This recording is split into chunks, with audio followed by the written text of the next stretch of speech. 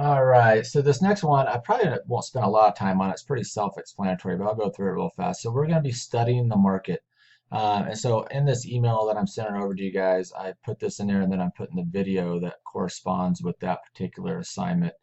And so right now we're going to study the market. So this is pretty simple. Just jump into any old neighborhood that we've done some properties in, and then jump into some neighborhoods that we're not having success, and study those neighborhoods and see what's happening. So so anyways, so like I'm going to do my stomping grounds. I live just right over here off of Steel Street over here. Um, I just wanted to take a look at that. 577 as a neighbor's house. Anyways, but this is interesting. So we'll just pull this up and kind of go down here and take a look at what's been selling in these low solds and see what we're missing. Are we making offers on them? So let's see here. That was an 819. This has one picture, sold for 390. And did we make an offer on it? So 3706. 3706. Nope, not pulling up. So that was in our time frame. Um, we should have been making an offer on it. So let's take a look. Let's take a look at it. See what if there's something. Oh, it only had one picture. So it sold for cash. It sold for 390. Let's see what it comps at. So it's total square footage of 2,100 square foot. So we're just studying the neighborhood, right? And seeing what's going on and seeing what we're missing, you know. Um, so 2,100 square foot. So I go top of the solds, start scrolling down till I find something. There's 22,720. Oh, no, that's not a very good comp. So let's keep going. 22 years of 14. It sold at, yep, yep. Did I miss something here? Oh yeah. Wait, there we go. There, 25, 27, 24. We're at 585.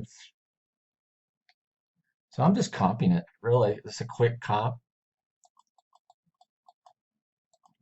I would say we probably want a buy level. So it might be easier just to put in the square footage range and narrow this down, right? So let's do 1900 to 2400. 1900 there. So, and the property that's of interest to us is this one. And let's go to thumbnail to make this quicker.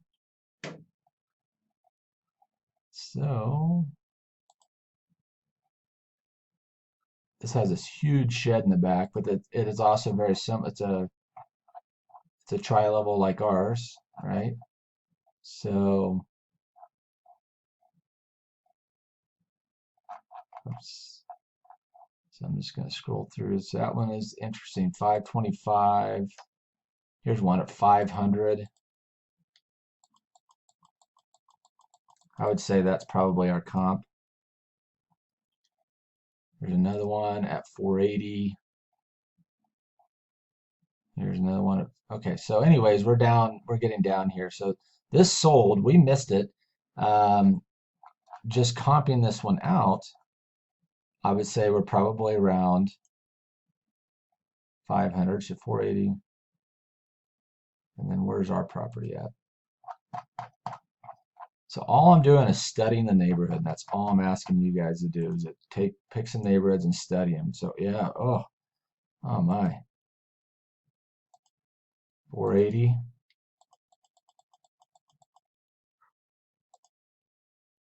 So it doesn't have the granite. This is kind of a little bit more dated.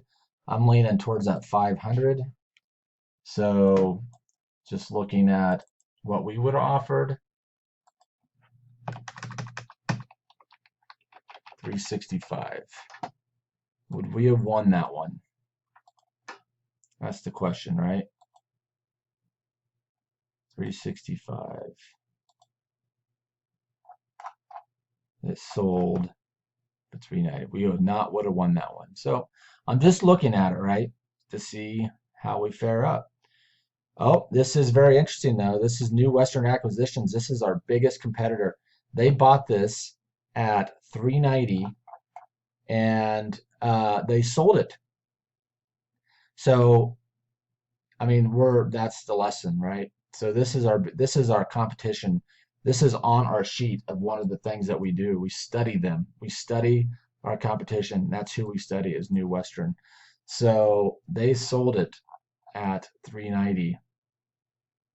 They bought it, sold it, so they collected the commission. Anyways, I'm not going to harp on that. I know it's just drilling down into me, but we'll get to that. So actually, I clicked on it. So we'll get to that here in a minute. So let me go ahead and jump into.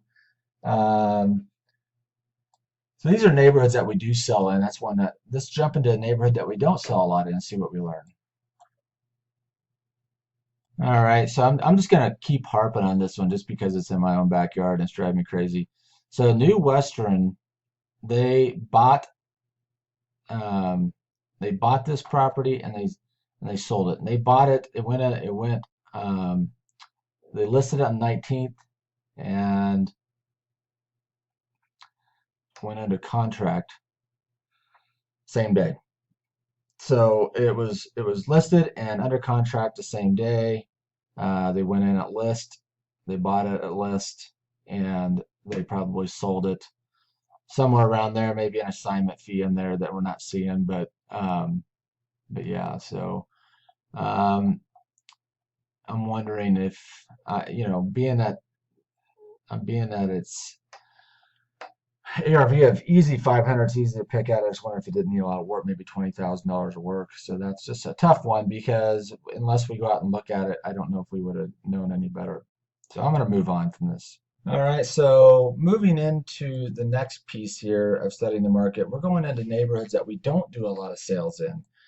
And, this is interesting. So, we don't do a lot of stuff over here in this part of Aurora or down here because this is a newer neighborhood, but I just picked out this neighborhood, for example. And let me show you why this is useful information. So I immediately go down to solds. I'm starting to click through here and I'm trying to find cash buyers. And we got a conventional buyer, so that's not really interesting to us, right? We want cash. We want to see who's buying what at cash. Conventional. Well, I'm at the very low solds, right? And so I'm just trying to conventional. So what is this telling me? Telling me that we're losing in this market in this particular neighborhood. FHA, that's government financing. We're losing in this neighborhood because we are getting beat out by retail buyers. So FHA. So the very lowest solds are retail buyers. This is why when we see a beat up property in there, because this one's probably not in great shape. Let's see how good a shape this is. I think we actually put an offer on this property, maybe. Yeah, it's not in great shape. But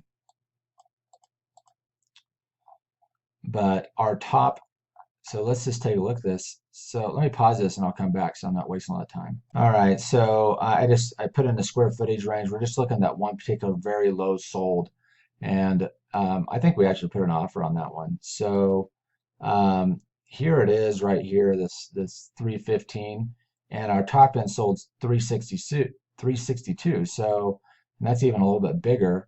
So we're around that 360 mark if this is completely fixed up. Obviously, that's not going to work when we put it into our sheet, right? So that gives us a purchase price of 259. We're not even close to the lowest sold in there. So now we're getting a real clear picture of why we're not winning any properties over in this area. So why do we do this? Because we want to win properties in this area. I'm sure if we got something at, get rid of that. If we got something, in the high 200s, we might be able to make that work. So that's why we're doing this exercise, because retail buyers are just picking up everything over here.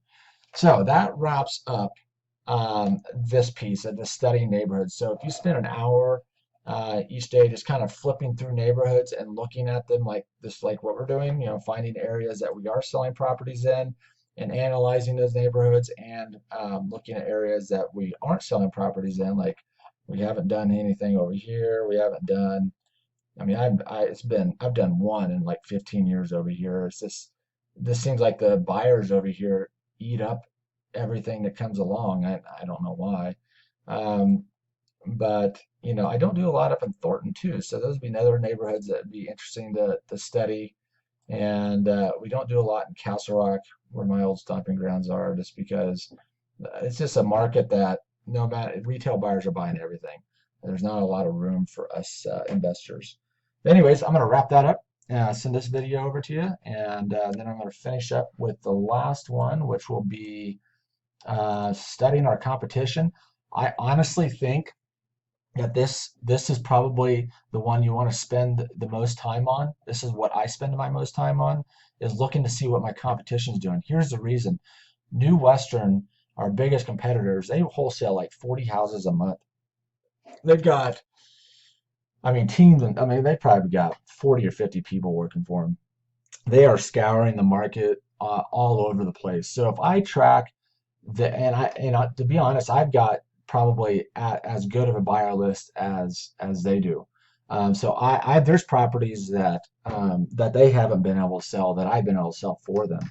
So I'm not their buyers list isn't anything special, but what they are really good at is they scour the market and they do a really good job of picking up properties at the right price. They are so in tune with what things are selling for, and they usually won't touch anything unless they're making at least $5,000 on it.